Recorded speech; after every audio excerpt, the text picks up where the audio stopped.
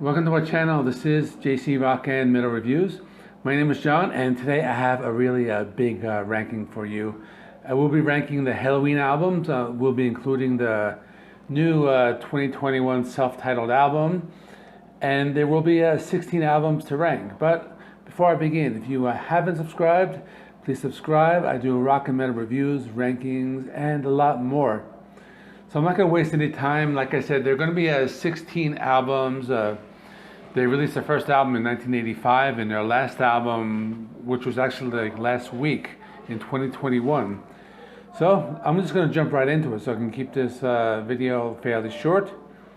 Coming at number 16 is Chameleon from 1993, and this is not really a great album.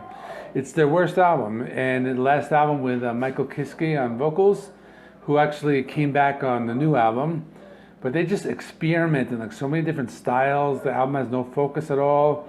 It's a very long album. It's over 71 minutes. It just feels like it goes forever when you listen to it. The song When a Sinner, it's called When the Sinner, has like the strange like 80s new wave sound. I Don't Want to Cry No More is like a typical hair metal ballad. And Windmill is like a country western influenced like ballad. This doesn't really sound anything like the band, so that's why I have it at dead last. Coming in at number 15 is Pink Bubbles Go Ape from 1991. This album is not that great, but probably better than Chameleon. Now, Kai Hansen left the band and was replaced by Roland Grapow. Now, the band kind of changed their style, and this was released after like one of their like greatest albums, which I will talk about, ranked really high. But this was a really big drop like after that album. But they took like a humorous approach. Doesn't really work. The album has a song called Heavy Metal Hamsters, and it's a fun title, but the song kind of like sounds like a hair metal band. There's another song called Kids of the Century, which is okay, but it doesn't really save the album. It just this album is not that great. Coming in number 14 is Gambling with the Devil. This one came out in 2007, and at this point the albums do start to get very good. This is a heavy power metal album, and my only complaint is that a lot of the songs have that sound. You remember that band, Dragon Force, and they had that song like Through the Fire and Flames, which was that really like fast-paced, like super technical like style of power metal with the guitars that kind of have like that chorus effect on them. If you like that type of music, you probably like this album, but it's a decent album. Has a pretty cool power ballad called As Long As I Fall. That one's pretty good. It's kind of catchy. Reminds me of If I Can Fly from The Dark Ride, which I will talk about later. But this is an okay album. Coming in at number 13 is Seven Sinners from 2010. Another good album. It's the same type of sound as like Gambling with the Devil. It has Are You Metal, which is a good song. It's very fast and heavy. The vocals are very aggressive in that one. It has Who Is Mr. Madman, which is a good song. Starts out with like some like carnival sounds, but it's another one of those like fast moving like power metal songs, just filled with lots of riffs. Coming in at number 12 is Master of the Rings. This one came out in 1994.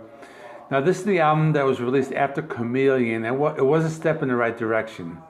This is the first album with Andy Darris on vocals, who did like a lot of albums with them after on. The song Where the Rain Grows, it's a decent song. It's a really good like return to form.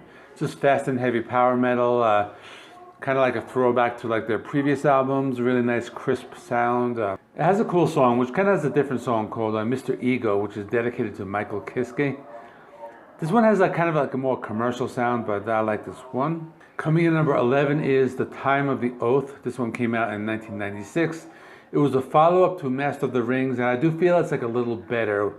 You know, it's a concept album about Nostradamus. Has a lot of good songs. I like the song Power. This one has some like melodic lead guitar work. Really great song. It has the title track, which is very good. This one has some pretty cool like industrial metal influence. I really like that one. Some really cool heavy riffs. And this is where the band starts to show off their like heavier side, and we're going to be hearing a lot more of that later on. Coming in number 10 is Straight Out of Hell from 2013, and this is one of the better albums from that like 2010s period. The album kicks off with Nabatea, has a pretty cool like Middle Eastern inspired riffs in the intro. It has a World of War, a really good song, kind of like a throwback to their 80s sound. Has some really nice crunchy riffs. And the best song is called Asshole. It's just a very heavy song. It's fun, has some nice riffs, pretty cool chorus, and it's a really cool song. I like that one a lot. It kind of stands out. Coming in at number 9 is My God-Given Right from 2015, and this is their second most recent album. Real big improvement over the previous few albums. It's more of a back to basics heavy metal album. The opening track, Heroes, starts out with some heavy riffs, really fast-paced drum beat. I like the song Stay Crazy. It's a really melodic power metal song. It's a really great lead guitar riffs, some great chugging guitars. Lost in America is also a really good song. It's a really cool like guitar riffs and pretty cool vocals. Coming in at number 8 is Keeper of the Seven Keys, The Legacy from 2005. And this is the sequel to parts 1 and 2, which will be much higher on the list. This is still a good album. It has the song Light the Universe, which has Candice Knight. It's a really cool duet. I like this one a lot. And this is a really like epic album. It's long, has a lot of like long songs over 10 minutes. The first song is the song The King of a Thousand Years, and it's 14 minutes long. Just a very epic song, really good. Has Occasion Avenue, that's another great song, 11 minutes long. This is just like an epic sounding power metal album, but the songs are really good, heavy, really great sound to it. Coming in number 7 is Rabbit Don't Come Easy from 2003, and this is one of those albums that you think it's going to be bad just based on the cover art and based on the title, but it's a really good album. It was released after The Dark Ride, which was a heavy album. I will be talking about that. But this one's still heavy. It just has like a little like happier feel, I guess I could say that. Song Just a Little Sign, really great song, just straightforward power metal. And it's just done very well. Another good song called Hell Was Made in Heaven, and this one has a lot of heavy guitars and great melodic lead guitar playing. So if you like Iron Maiden, you probably like that song I just mentioned, and this is just a great like power metal album, really good. Coming in number 6 is Better Than Raw from 1998, and this is just what the title says. It just has a raw sound and just very heavy. Has a really great album art, probably like one of the best covers of the entire discography. And so I like the song Hey Lord, has some really cool like electric guitars in the intro, really cool and memorable chorus. I like the 8-minute song Revelation. It's really like epic sounding, has some great lead guitar work. And the song is just really killer, has a lot of heavy riffs. And this is a great album all throughout. Like everything like from here on in are just killer albums. Coming in at number 5 is The Walls of Jericho from 1985. This is their debut album. Probably a lot of people might have this higher, but there are some albums I like better. But it's just a great album, very fast, heavy, reminiscent of like 80s speed metal. Kind of like a different sound. I hear a lot of like Iron Maiden influence in a few of the songs. This is the only album with like Kai Hansen as the lead vocalist. And he also does some lead vocals on the new one, which I will be talking about in a minute. One of the standout tracks is called Judas, which is a very fast and heavy. This album sounds a lot different than their other albums. It's just more of like a speed metal. They kind of developed their power metal sound later on. But My Only Complaint is it kind of has a weak production, but still a great heavy album. Coming in at number 4 is The Dark Ride from 2000, and this is their darkest album, their heaviest album. They changed their sound, they introduced a lot of like elements of like groove metal and thrash metal, but still has that power metal sound. Has one of my favorite Helloween songs of all time called If I Can Fly. Just such a great, catchy song. It has Mr. Torture, it's a really great song, very heavy, some heavy riffs. It reminds me of like the band Accept a lot. It has Mirror Mirror, another great song, a little kind of one of their like more doomier tracks. It's slow and dark and some really great heavy vocals in this one.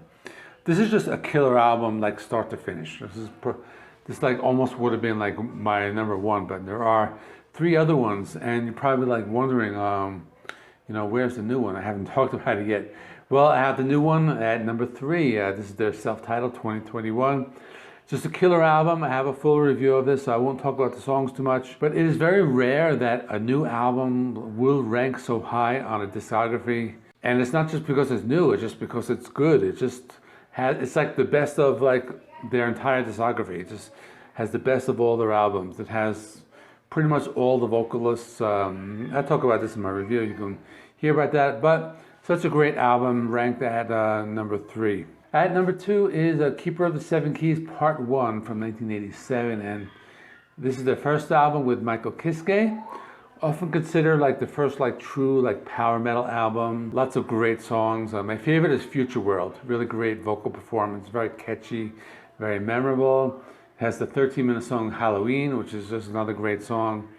And they have a shorter version, which is like a 5-minute song, which was like their video edit. And this is just a killer album all the way through. I almost put it at number 1, but there was one album better than this, which is Keeper of the Seven Keys Part 2. Came out in 1988, and this is just a killer album. Start to finish, my favorite Helloween album of all time. Just a little better than Part 1, like I said.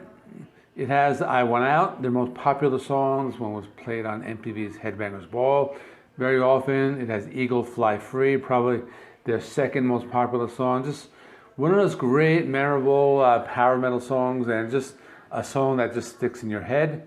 And Dr. Stein, really cool song, great opening riff. This is another one of their best songs ever.